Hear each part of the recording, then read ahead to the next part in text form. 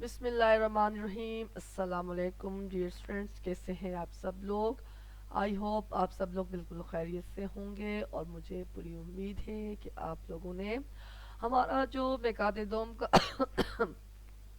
Chapter number 1 था, पाकिस्तान की खुशहाली, उसका काम कर लिया होगा।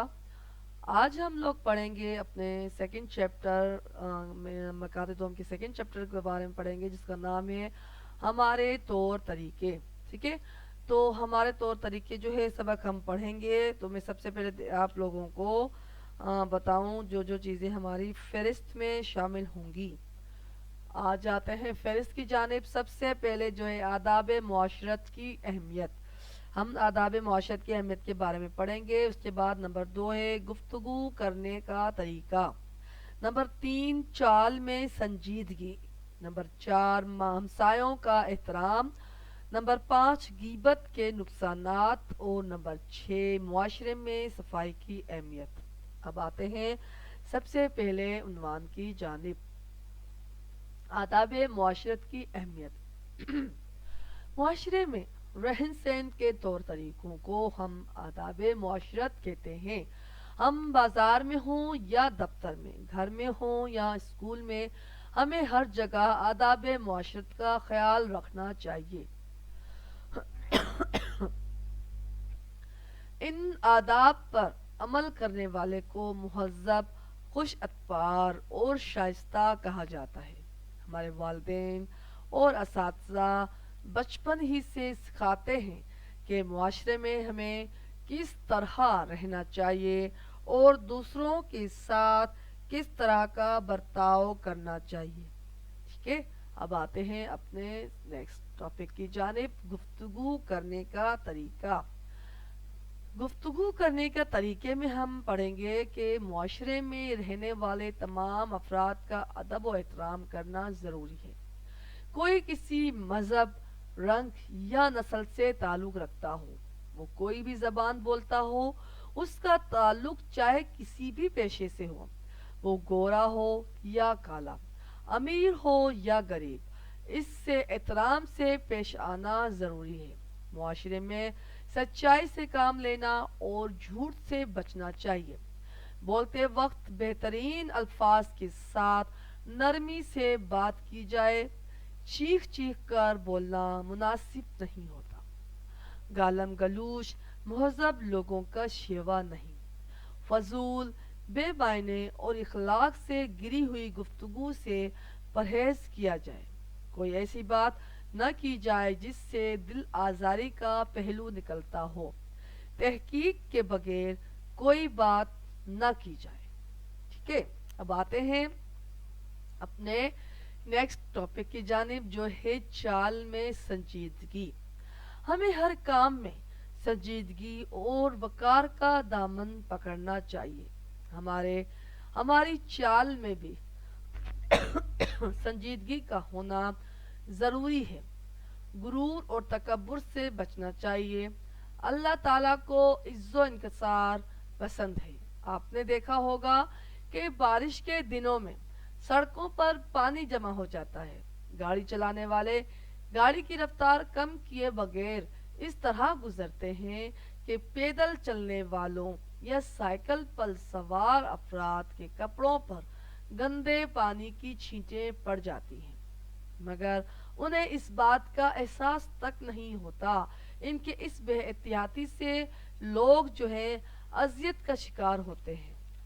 इसलिए हम लोगों को चाहिए कि हम लोगों से अगर कोई गलती सरजद हो जाए तो उस पर शर्मिंदा होकर हम लोग अपनी गलती की माफ़ी मांगे। जब कोई आपसे माफ़ी का तलबगार हो तो उसे सच्चे दिल से माफ़ कर देना चाहिए। अब आते हैं अपने अगले टॉपिक की जानिब, हमसायों का एहतराम। ठीक है, अच्छा, दूसरों के बारे में आप लोग जो है, हमेशा मैं आप लोगों को बोलूँगी कि मस्बत सोच रखें, बदगुमानी से बचें और हर सुनी सुनाई बात पर जो है बगैर तहकीक करके जो है आगे न फैलाई जाए। ठीक है, कुछ लोग होते हैं कि एक बात सुनते हैं, उसमें مرچ مسالہ لگا کر 10 اپنی طرف سے بڑھا کر اگلے کو جا کر سناتے ہیں، اس سے یہ ہوتا ہے کہ آپس کے جو تعلقات ہیں وہ خراب ہوتے ہیں، اور آپس میں جو ہے انتشار پیدا ہوتا ہے، نفرتیں جگا لیتی ہیں۔ اس لیے کوشش کرنی چاہیے کہ ان چیزوں سے جو ہے بچا جائے۔ اس لیے ضروری ہے بات کو بغیر جانچے پرکھے آگے نہ پھیلایا جائے۔ تمام مسلمان آپس میں بھائی بھائی ہیں، ٹھیک ہے؟ آپس میں بھائی بھائی ہیں تو پھر ظاہر آداب معاشرت کا تقاضا بھی یہی ہے کہ اگر کوئی بھائی آپ کا دکھ درد میں، کسی مشکل میں، کسی پریشانی میں مبتلا ہے، تو آپ کو چاہیے کہ اس کے درد کو محسوس کرتے ہوئے اس کے غم کو بانٹنے کی کوشش کریں، ٹھیک ہے؟ اس کے غم کو بانٹنے کی کوشش کریں، اور اس کی جو پریشانی ہے اس کو حل کرنے کی کوشش کریں۔ خاص طور پر ہمسایوں کے ساتھ عمدہ سلوک کریں، ٹھیک ہے؟ ان کے آرام اور سکون کا خیال رکھنا بے حد ضروری ہے۔ مشہور کہاوت ہے ہمسایہ ماں جایا، یعنی ہم اپنے ہمسائے کو بھی جو ہے اپنا خون سمجھ کر جو ہے، اپنی ایک ماں کی اولاد سمجھ کر جو ہے ہم لوگوں کو ان کے ساتھ بہت ہی زیادہ اچھا برتاؤ رکھنا چاہیے، جس طرح کے وہ ہماری ہی فیملی کا حصہ ہوں، ٹھیک ہے؟ اب آتے ہیں ہم اپنے اگلے ٹاپک کی جانب، جو ہے غیبت کے نقصانات۔ اچھا، آداب معاشرت جو ہے ہم سے اس بات کا تقاضا کرتے ہیں کہ ہم لوگ جو ہے کسی کا مذاق نہ اڑائیں، جب کسی کو بلانا ہو تو اس کا پورا نام لے کر پکاریں، ٹھیک ہے؟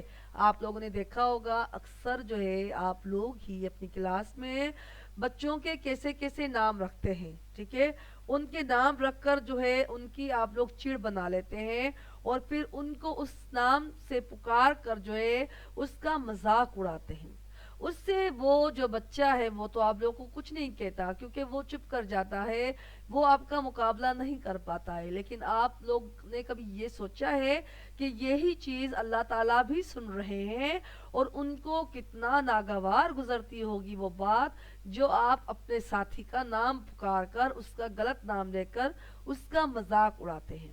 اس لیے آپ لوگ جو ہے کسی کا مذاق نہ اڑائیں، کسی کو الگ نام سے نہ پکاریں، اس کے جو اللہ تعالیٰ نے جو اس کا جو نام رکھا ہے، اتنا اچھا نام جب آپ کے پیرنٹس آپ لوگوں کو دے رہے ہیں، تو آپ لوگ جو ہے اپنے بہترین طریقے سے جو ہے اس کا نام پکاریں۔ اکثر بچے جو ہیں آپ لوگوں کو ہی میں نے دیکھا ہے کہ اکثر آپ لوگ کی کلاسز میں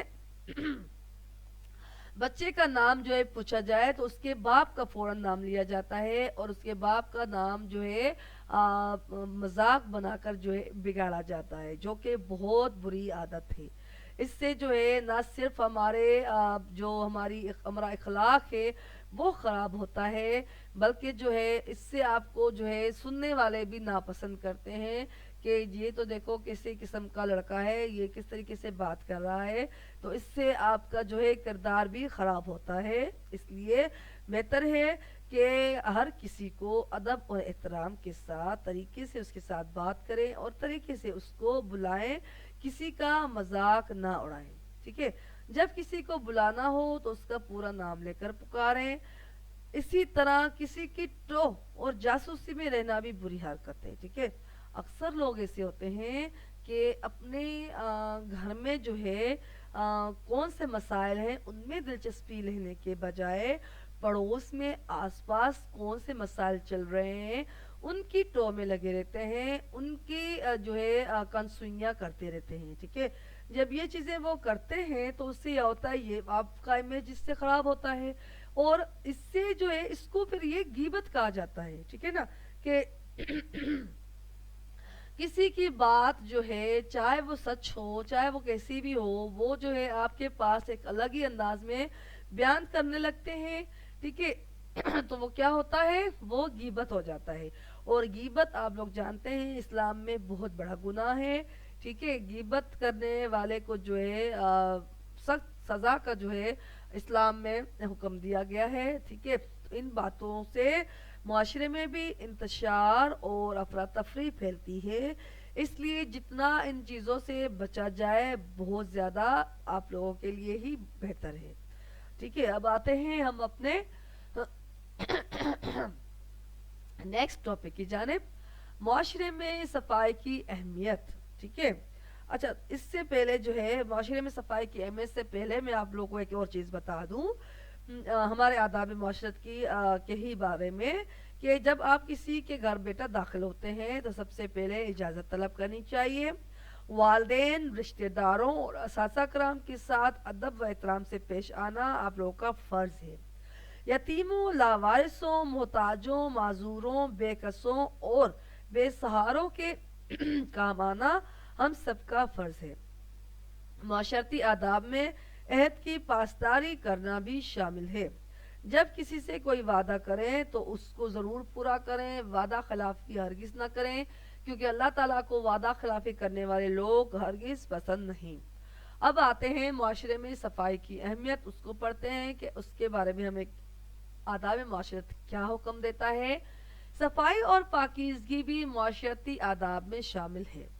ہمیں اپنے لباس اور گھر کے علاوہ اپنی گلی محلے, اسکول, دفتر, گاؤں, شہر کو بھی صاف ستھرا رکھنا چاہیے.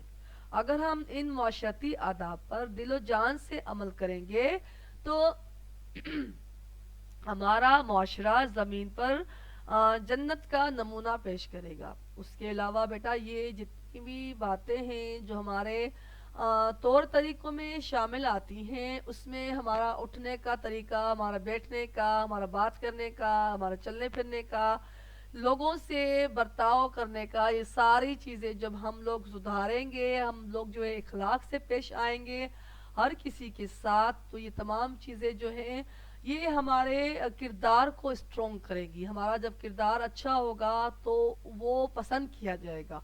ٹھیک ہے, اور وہ جب پسند کیا جائے گا تو ظاہر ہے آپ لوگ کا نام مشہور ہوگا, فلاں بندہ جو ہے فلاں بچہ کتنا تمیزدار ہے, کتنا اچھا ہے. ٹھیک ہے, تو اس لیے بہتر یہی ہے کہ ان تمام اچھی باتوں کو اپنی لائف میں اپنائیے, اپنی زندگی میں ان سب چیزوں کو ڈھالیے, اور اپنی کلاس میں, اپنے گلی کے دوستوں کے ساتھ, سب کے ساتھ بہت اچھے سے پیش آئیے.